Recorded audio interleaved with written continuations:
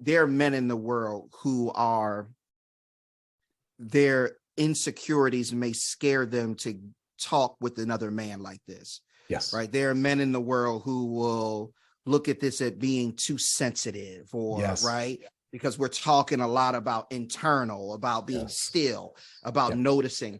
We talked earlier about how we have to be a safe space for our wives to come and being good husbands.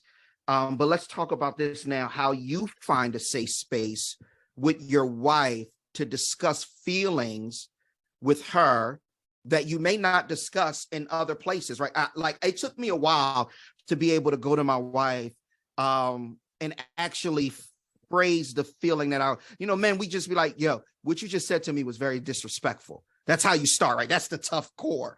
It took me a while to be able to go to my wife and say, man, what you said to me really hurt my feelings. Yeah. Right. Like that is a whole nother area of vulnerable. I'm about to tell this woman, so like, how do you as a man, and what advice would you give to men as husbands on how beneficial it is to be able to put your hands on some of those, what we learned are softer feelings, but very important feelings, and to be able to give them to your wife in a way where you're still a man. You're not whining and crying like a little boy, right? She's not your mom, right? You're not doing that, but you're actually letting her inside to say, man, I'm feeling this. Or you could come home from work. Man, somebody at the job talked to me today in a way that it really made me feel like this.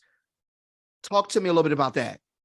The first thing I'm going to say, which is so important, is timing. So when you end up having a situation and somebody made you feel really out of sorts, and you in your feelings, right? You're actually in your feelings, right? In them, right? In them, right? Knee deep in them. So once you get to the point where you're like, okay, man, it took me there, and you get a hold of yourself, you it's a good exercise to kind of walk through it. Now, in some cases, you can even walk through it and just jot down bullets on paper and say, hey, here's everything that went down in chronological order of events. Now, this might sound for some, man, that's too much. But what it'll do is it's a thinking activity. And it makes you think about what went down. Now, you really don't want to have that conversation with someone, with your wife. If something went down with you and your wife, I want to get to the point to having a clear head about it. So that's why I may write it down. And when I write it down, I can look at it and say, okay, I want to touch base on these things that went down, but I want to do it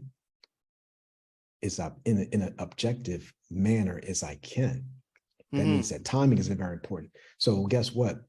Many times when something went down and it was really bad, and I'm still in the back of my head, it's still going around, and I might even be harboring some feelings about it.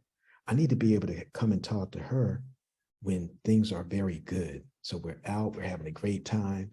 And I say, and some people wouldn't do this, but I'll say, hey, I love you, right? I start off like that. I preface it. I say, man, I love you, girl, And then I'll say, I need to talk to you about something though. I said, now, don't get me wrong. I don't want to,